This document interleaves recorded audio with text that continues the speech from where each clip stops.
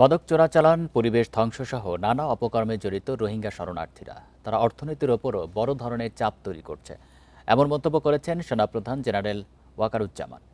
সকালে রাজধানীতে national defence কলেজে আয়োজিত এক অনুষ্ঠানে এমন মন্তব্য করেন তিনি। এ সময় রোহিঙ্গা সংকটকে টাইম বোমার সঙ্গে তুলনা করে মৌলভীবাজার ৩ আসনের সংসদ সদস্য এম নাসির রহমান বলেন, আগামী ২-১ বছরে এই সমস্যা নিয়ন্ত্রণের বাইরে চলে যাবে।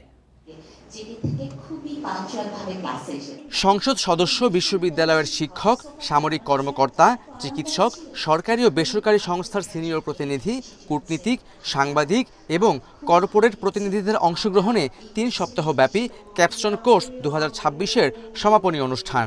রাজধানীর মিরপুর সেনানিবাসের ন্যাশনাল ডিফেন্স কলেজে কোর্স শেষ করা ৩৭ জন ফেলোর হাতে সনদ তুলে দেন সেনাপ্রধান জেনারেল ওয়াকারুজ্জামান।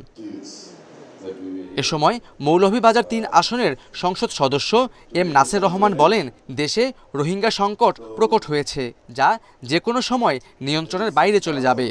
এটা প্রথমেই 2017-এ যদি স্পাইনওয়ালা গভর্নমেন্ট থাকতো তাহলে ওইটা ওই সময় কন্ট্রোল করে দিত।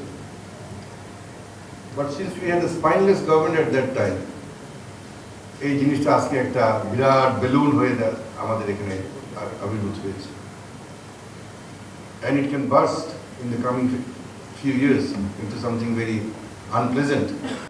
প্রধান অতিথির বক্তব্যে সেনাপ্রধান বলেন, রোহিঙ্গা সংকট দেশের পরিবেশ ও অর্থনীতির ওপর বড় ধরনের চাপ তৈরি করেছে।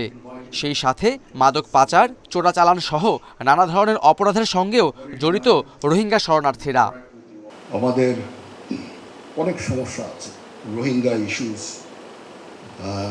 আপনারা জেনেছেন যে রোহিঙ্গা ইস্যুস কীভাবে আমাদের এফেক্ট করছে। ওই এলাকার এনভায়রনমেন্ট নষ্ট করা থেকে শুরু করে ইকোনমির উপরে হিউজ একটা প্রেশার, ড্রাগ ট্রাফিকিং, স্মাগলিং থেকে শুরু করে ওখানে অনেক ধরনের অপকর্ম চলছে। কোর্সে অংশগ্রহণকারীরা সীমান্তে সমস্যা, প্রতিবেশী দেশগুলোর সঙ্গে সম্পর্ক ও পার্বত্য চট্টগ্রাম সংকট নিয়ে অভিজ্ঞতা বিনিময় করেন। Khaled Raihan, independent news, Dhaka.